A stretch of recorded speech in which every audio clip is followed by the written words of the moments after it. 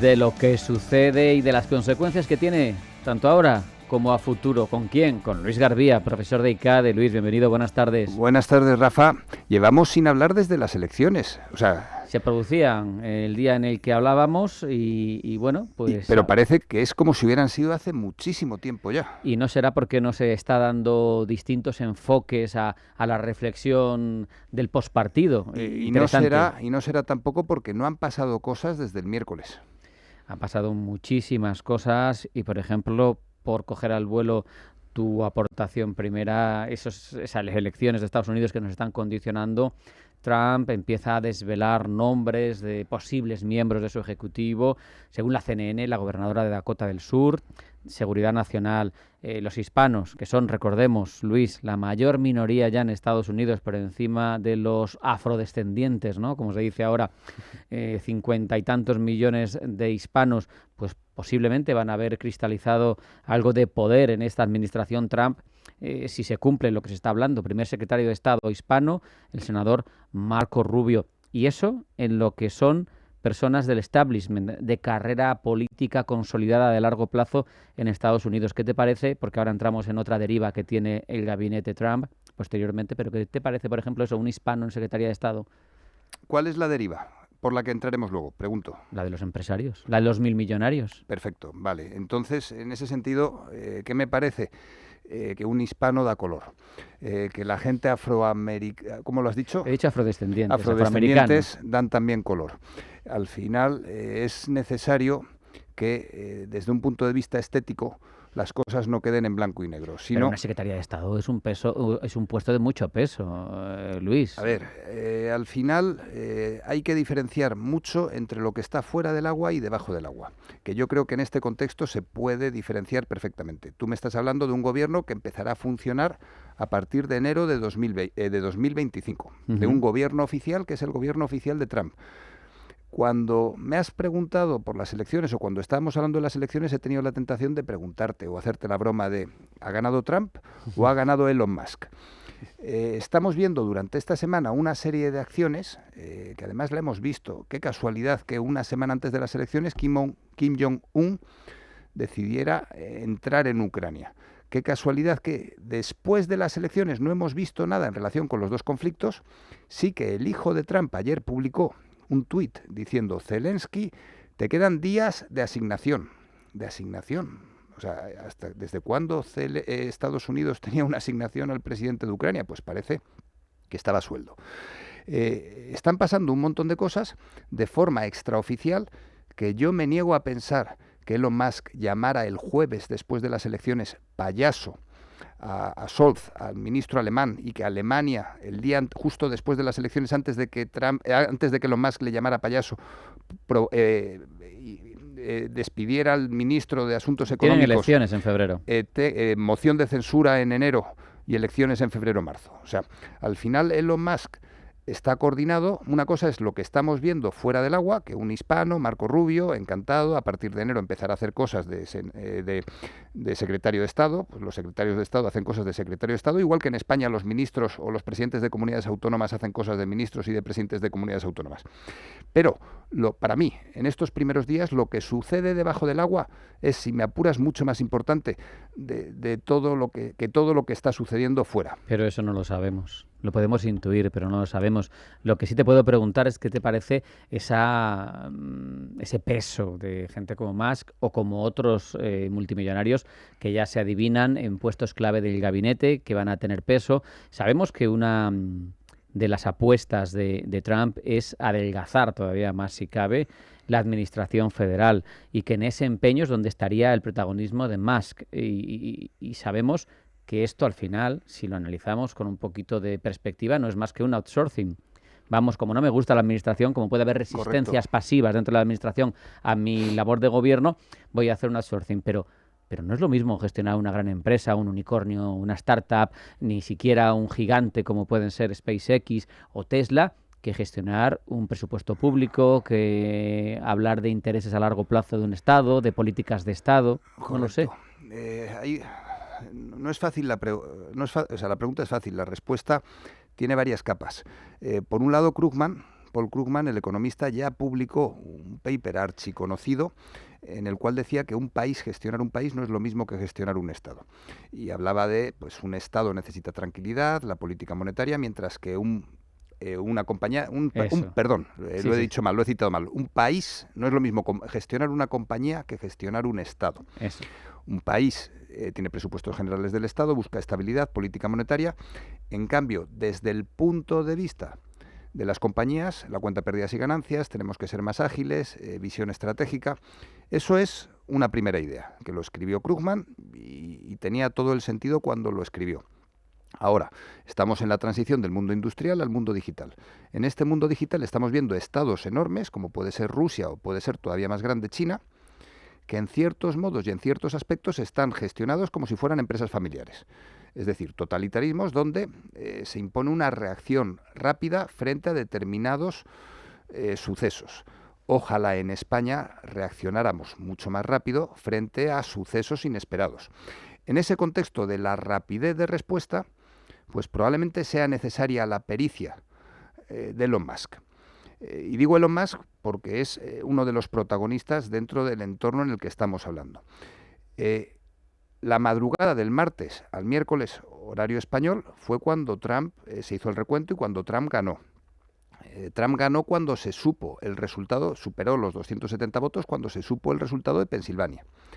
A los 5 minutos de saberse el resultado de Pensilvania, Elon Musk publicó un tuit de él mismo entrando o saliendo del despacho Oval de la Casa Blanca, portando un sink, un lavadero de manos, que es la misma imagen con la que Elon Musk entró en Twitter.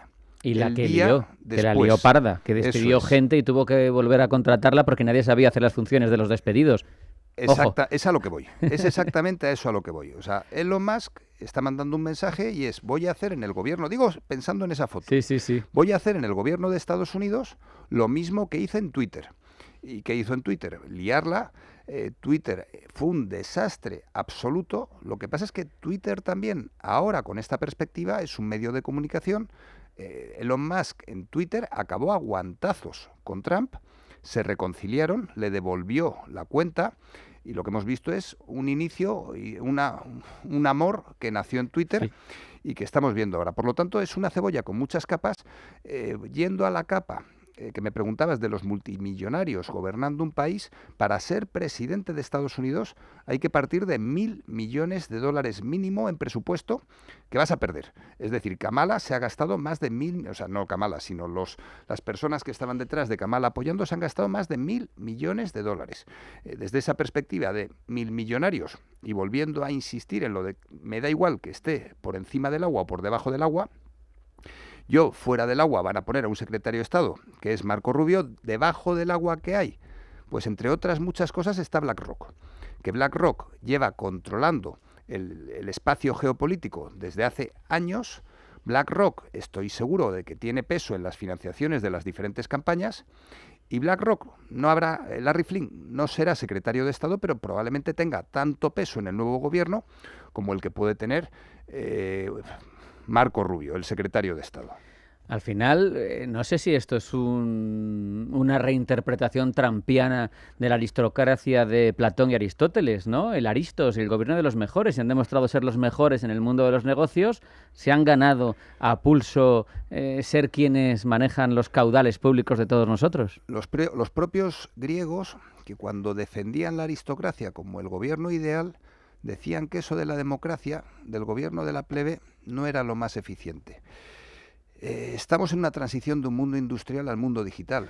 Eso, perdona, me ha apuntado a mí, me explotaba la cabeza mientras lo estabas contando, esa capacidad de quien maneja una corporación, ser ágil y todo esto, me recordaba, yo soy muy aficionado a la ciencia ficción, a las distopías en las que de partida te plantan en un mundo en el que quien gobierna, quien manda en ese mundo es una corporación. A ver, me encanta y además va en línea con todo esto. Nosotros estamos acostumbrados a ver películas Y en las películas, Terminator, a un spoiler, es un ordenador que nos controla a todos. Cuando pensamos en la inteligencia artificial, pensamos que es posible que llegue la inteligencia artificial general que controle una bomba atómica y nos la tire. O sea, este sesgo es debido a que hemos visto muchas películas. La realidad es que desde los años, hasta los años 90, estábamos en manos de la CIA, y desde los años 90 al año 2000 vivimos en manos de las corporaciones y no pasa nada porque no nos enteramos. Al final, ¿quién maneja el mundo? Pues vuelvo a insistir en BlackRock, en Vanguard, que además no me estoy quejando, o sea, es un hecho objetivo que gestionan activos, si sumamos los 4 gestores de fondos más grandes, 30 billones. Un tercio del presupuesto, del PIB mundial, 30 billones con B. Y por otro lado tenemos a las grandes tecnológicas que no gestionan tanto patrimonio, pero gestionan la información. Por lo tanto, Rafa, ¿estamos en manos de multinacionales? Sí. ¿Se ha cumplido ya la distopía desde hace bastantes años? Sí. ¿Nos creemos que vivimos en democracia y seguimos votando en papel a gente que afortunadamente no tiene que hacer mucho en su día a día? Pues también, porque el problema es que cuando tienen que hacer cosas en el día a día, están comiendo en un restaurante a las 6 cuando el restaurante cierra a las 5, Rafa. Qué suerte tienen tus alumnos. Yo me estoy acordando de mi Luis Garbía particular, que fue Blanca Muñoz, profesora de Sociología de la UC3M, cuando me hablaba en los años 90 del gobierno de las transnacionales, cuando me anticipaba un montón de cosas que he ido viendo que luego se cumplían a lo largo de 30 años de carrera profesional.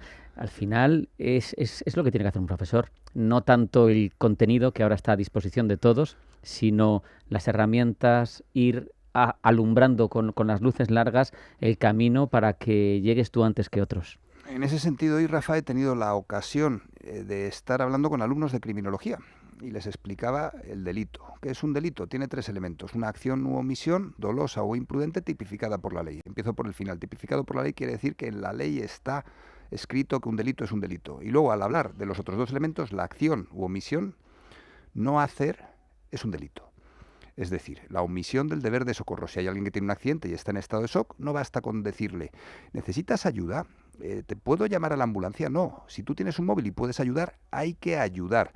Y luego, hablando con la responsabilidad dolosa o imprudente, la imprudencia es, si tú, por ejemplo, eres el presidente de una comunidad autónoma, sea la que sea, y tienes obligación de estar al mando en un momento de crisis, no vale con decir me he quedado paralizado. No, tienes responsabilidad por la imprudencia asociada con no haber sabido cumplir con tu trabajo. Rafa, qué gusto es ser profesor y explicar cosas tan sencillas como el delito a alumnos, Tan sencillas que tanta repercusión habrían de tener y que luego al final, no sé. Afortunadamente vivimos en un país maravilloso. Lo vimos con el 2 de mayo de 1808.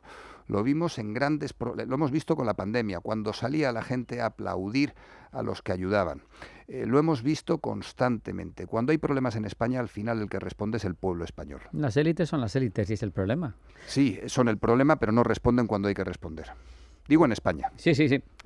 No te lo voy a discutir yo. Se nos ha ido el tiempo con reflexiones donde las élites, de nuevo políticas, que no sé cuánto mandan en el mundo, me han defraudado.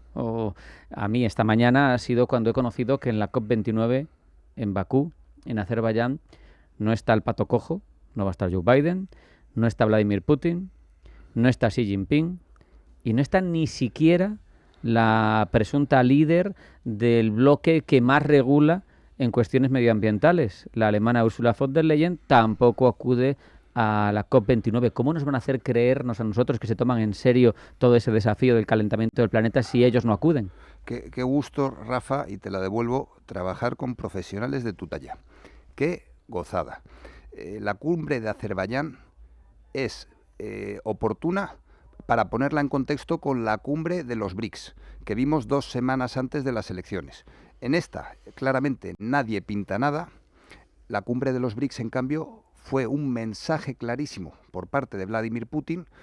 Se fueron bajando de forma programada, fuimos viendo en directo los tweets que iban explicando, porque eran frases cortitas, cada uno de los dignatarios que fueron a la cumbre de los BRICS fueron diciendo que el dólar es débil, que el mundo va a cambiar, que África es importante, que India, que China, la demografía, fueron lanzando unos mensajes muy oportunos y hay que poner la COP, eso de la COP, el cambio climático, la Agenda 2030 que en Europa nos hace impulsar el diésel. O sea, no tengo claro lo que estamos haciendo en Europa, sí que tengo claro... Tiros en el pie. Tiros en el pie. Constantemente. Tipo Froilán. Absolutamente. Y en cambio, poner en contexto esa cumbre COP, la de Azerbaiyán, la que sea, con la cumbre de los BRICS, que sucedió hace apenas 3 semanas. Es tremendo, fue un verdadero sopapo en la cara de Occidente, demostrando que las sanciones, pues sí, las cumplimos nosotros y poco más, porque al final más de la mitad del mundo, más de la mitad, torno al 40% del PIB del mundo estaba allí, no estaba solo Vladimir Putin de ninguna de las maneras. Por cierto, hablabas de demografía, la gente igual no lo sabe, en 2050 en África habrá 2.500 millones de personas, pero es que en 2100 habrá igualado a Asia. Es que la cumbre de los BRICS incluía a más de 2/3 de la población mundial, no los BRICS por siglas, sino los países que atendieron a la cumbre de los BRICS. Al final, quien quiera permanecer ciego y mirar a otro lado, pues se va a encontrar con muchas sorpresas. Luis García. Y recomiendo a nuestros oyentes que escuchen lo que comentó Macron ayer en relación con que parece que Europa, o al menos Macron, sí se ha enterado del sopapo que nos han dado esta vez. Luis García, profesor de ICADE, un placer como siempre. Muchas gracias, un abrazo. Placer compartido, un lujo. Vamos ya con el boletín de la 1 de la tarde, que nos trae Blanca del Tronco, con la última actualidad que ha llegado a nuestra redacción. No se lo pierdan. Después, toda una hora de entrevistas a media sesión. Vamos a hablar de seguros con García Ochoa, crowdfunding inmobiliario con Urbanitae, y tenemos también Eviden, Cegid, mucho contenido. No se vayan, sigue a media sesión en Radio Intereconomía.